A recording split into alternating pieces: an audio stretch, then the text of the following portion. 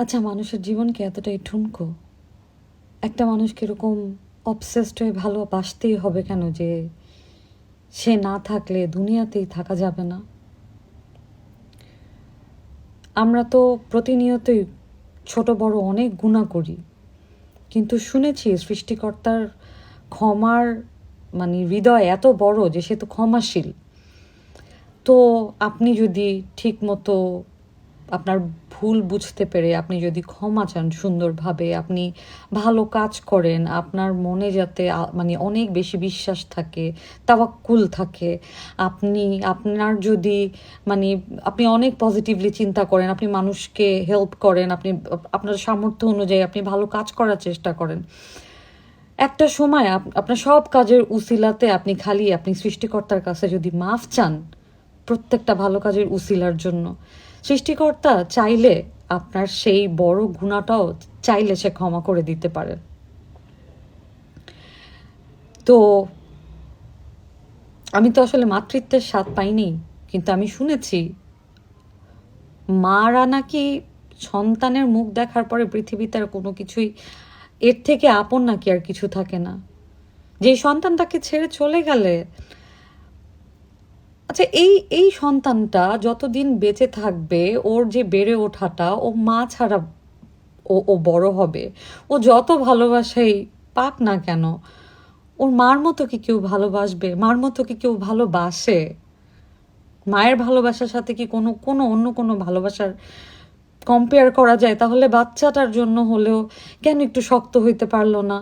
এই সমস্যাটা তো খুব নতুন কোনো সমস্যা না। এই ব্যাপারটা নিয়ে সে যে কনফার্ম, সেটা আমি জানি আরও আরও তিন তিন বছর আগে, 2-3 বছর আগে, যখন আমার সাথে বেশ রেগুলার একটা যোগাযোগ ছিল। তারপরে ঘন্টার পর ঘন্টা কথা শুনতাম, আফসোস শুনতাম, বুঝাইতাম। এমনও কনভারসেশন আছে, আপু থ্যাংক ইউ, কালকে তুমি তোমার কথাগুলোতে ইট রিয়েলি হেল্পস। কি বলতাম? বলতাম, শুনো, জাহাঙ্গীরনগরে কিন্তু যেন তেন মানুষ চান্স পায় না। আমি কিন্তু জাহাঙ্গীরনগরে পরীক্ষাও দেইনি, কারণ আমি জানি আমি চান্স পাবো না। তুমি কিন্তু অনেক ট্যালেন্টেড, তুমি কি পারো না একটা ছোট্ট করে চাকরি শুরু করতে? স্বাবলম্বী হও, ব্যস্ত থাকো, তুমি সুন্দর একটা মেয়ে, তুমি তুমি তোমাকে ও যাতে তোমাকে নিয়ে ইনসিকিউর ফিল করে, তুমি এমন একটা ব্যবস্থা করে দাও। হ্যাঁ আপু, রাইট, এটাই করব। আজকে আমি ঘুমের ওষুধ খায়া ঘুমায় গেলাম। এটা কেমন লাইফস্টাইল? ঠিক আছে, সেই জিনিস মানলাম। এমন হইতো যে আমার আমি আমি জানি যে এই এই জিনিসটা হচ্ছে, যদি আসলেই সেই মেয়েটাই যাকে নিয়ে সন্দেহ হচ্ছে, সেই মেয়েটার সাথে কেমন করে আমার ফ্রেন্ডশিপ হয়, সেই মেয়েটার সাথে আমি কেমন করে একসাথে বসে কফি খাই। I am the witness. একসাথে বসে আমরা ক্যাফেতে বসে কফি খাইছি। আমাকে আমি আমি কি বলবো, তাদের ফ্যামিলি প্রোগ্রামগুলোতে যেমন অন্য কলিগদেরকে ডাকা হতো, তাকেও ডাকা হইতো, সেও আসতো। তো আমার কথা হচ্ছে, এবং তাদের ফেসবুকে তাদের কমেন্ট সেকশনে গেলে দেখতে পাবেন যে দুজনে দুজনকে খুবই পজিটিভলি দুজন দুজনকে উইশ করছে। আচ্ছা, এই যে ভালো থাকার এই নাটক বছরের পর বছর করে গেলেন, এবং এবং এটার সবচেয়ে যে কারণে একটা সময় আমি দূরত্ব বজায় রেখেছিলাম, সেটা হচ্ছে যে এই যে আমার কাছে হাহাকার দেখাচ্ছে, আবার পরক্ষণেই উই আর দ্য পাওয়ার কাপল দেখাচ্ছে, এই যে ভালো থাকার অভিনয়টা করছে, এবং তখন ভুলে যাচ্ছে যে কিছু মানুষ কিন্তু জানে যে অ্যাকচুয়ালি হোয়াটস গোয়িং অন। এইটা আমার এথিক্সের সাথে মিলতেছিল না, এবং আমি পারতেছিলাম না আর নিতে। এত সেলিব্রেট করতো হাজব্যান্ডের অ্যাচিভমেন্ট অ্যান্ড ওদের ভালোবাসা, ওরা ওদেরকে এত ভালোবাসে, ও এইটা করে সেটা করে, ভালো কথা। If it's like this, very good, but কেন কেন এই এই শো অফটুকু করতে হবে? কেন? এটা কিসের কম্পিটিশন ছিল?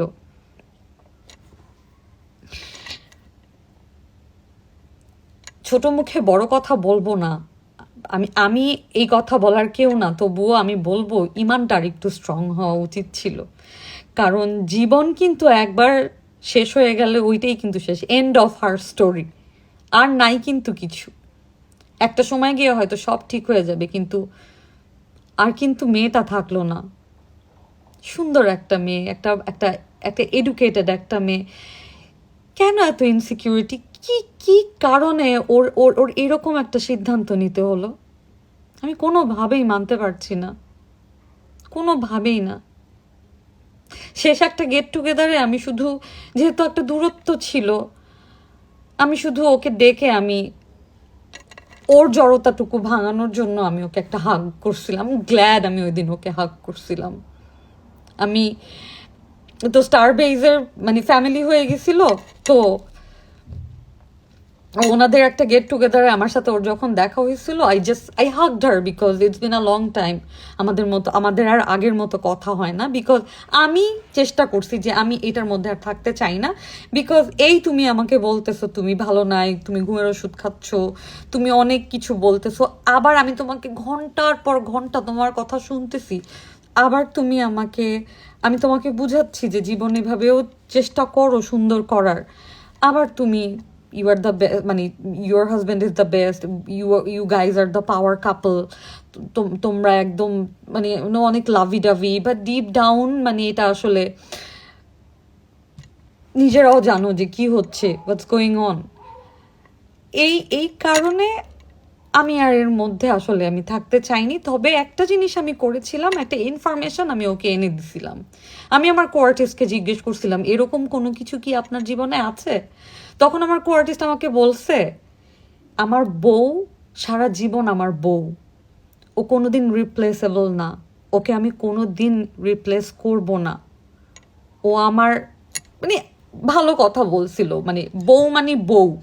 এই কথাটা আমি মেয়েটার কাছে, এই ইনফরমেশনটুকু আমি দুই দুই বছর আগে আমি পৌঁছায় দিতে পারছিলাম যে তুমি কিন্তু বউ, তোমাকে কিন্তু সে ছেড়ে যাবে না।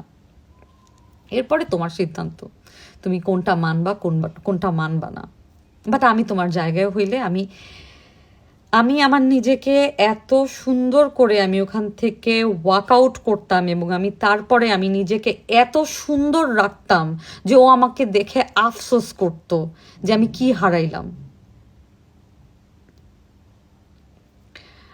মানুষ টেনে হিচড়ে প্রতিনিয়ত মক করে বাজে কথা বলে কত কিছু করে কত চেষ্টা করে, কিন্তু ওই যে উপরে যার সাথে কানেকশন আমার স্ট্রং, আমার ইমান এত শক্ত যে আমাকে এত শেম করার পরেও আমার কোনো দিন মনে হয় না যে আমি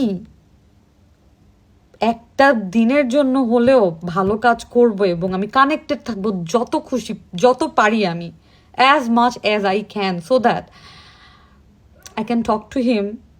যদি যদি মানে হয় না যে এরকম তো বলা আছে যে আমি ওই সময় গিয়ে আমি জিজ্ঞেস করবো যে তুমি আমাকে এত ভালোবাসতা কেন, কেন আমাকে তুমি এত ভালোবাসতা? শুনেছি তুমি নাকি সবচেয়ে যাকে বেশি ভালোবাসো তাকে নাকি তুমি সবচেয়ে বেশি পরীক্ষার মধ্যে ফেলো, আমাকে একটু কম ভালোবাসতা, আমাকে একটু কম পরীক্ষা দিতা। কিন্তু সেইটা বলার জন্য তো আসলে স্বেচ্ছায় চলে যেতে হয় না, সে যেদিন নিবে সেই দিন যেতে হয়, তাহলে না তার সাথে সেই কথাগুলো বলার জায়গা থাকে। এখন তো এই কুলো গেল ওই কুলো গেল, কোথায় থাকলো কোথায়? আমি সরি, কোনোভাবেই এটা কোনো ডিসিশন হতে পারে না। দুইটা মানুষ খারাপ কথা বলবে ডিভোর্সি বলে সেই জন্য জীবন থেমে যাবে? যারা বলে তারা কি মানুষ? তারা তো সব ফ্রাস্ট্রেটেড, তারা তো সব ইনসিকিউর।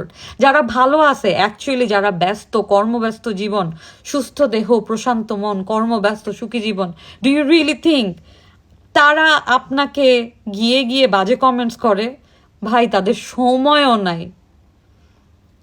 আপনার জন্য ক্ল্যাপ করবে আপনার কোনো অ্যাচিভমেন্টে, কিন্তু আপনাকে গিয়ে মক করবে না। কিন্তু নিজের জীবনটা নিজেকে আসলে বুঝতে হয় যে নিজের জীবনটা কত মূল্যবান, সব কিছুর ঊর্ধ্বে নিজেকে ভালোবাসতে হয়। আই এম সরি, আমি কোনোভাবেই এই সিদ্ধান্তের সাথে একমত হতে পারলাম না। ঠিক যেমন সে আগে লোক দেখানো ভালো থাকার অভিনয় করতো, ওইটাও যখন পারতাম না, এটাও পারলাম না। That's it.